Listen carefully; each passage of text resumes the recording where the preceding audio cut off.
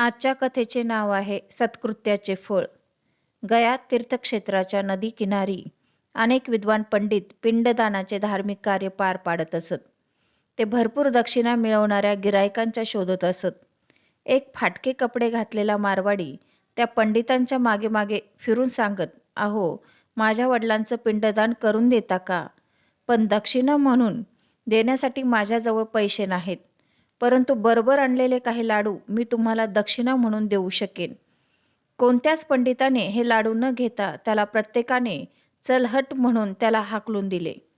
जवळच झाडाखाली एक सज्जन पंडित अत्यंत प्रामाणिक व पैशाच्या मागे न धावणारा असा बसला होता. कोणी पैसे देई न देई तरी तो लोकांची कार्ये पार पाडून समाजसेवा साधायचा. या पंडिताने त्या मारवाड्याचे म्हणणे ऐकले व म्हटले, पैसे नसले तरी चालतील, पण एवढ्या लांबून येऊन तसेच परत तुम्ही जाऊ नका.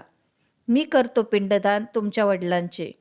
सर्व धार्मिक विधी पार पाडल्यानंतर आपले लाडवाचे गाठोडे त्या पंडिताकडे देत म्हटले, हे थोडे लाडू ठेवून घ्या दक्षिणा म्हणून. मी निघून गेल्यावर तुम्हीच ते सोडून घ्या बरं का, असे म्हणून मारवाडी निघून गेला. चला लाडवांचा समाचार घेऊ असे म्हणत पंडितजींनी लाडवांचे गाठोडे सोडले, तर त्यात 19 सोन्याचे लाडू होते. पंडितजींना गहिवरून आले. तो मारवाडी शोधूनही त्यांना सापडला नाही. आपल्या छोट्याशा कामाचं एवढं मोठं बक्षीस मिळावं, आता तर त्या सज्जन पंडिताचे मन आणखी विशाल झाले व त्या पैशातून गरिबांसाठी त्याने अनेक कामे केली. चांगल्या सत्कृत्याची फळे पण चांगलीच मिळतात.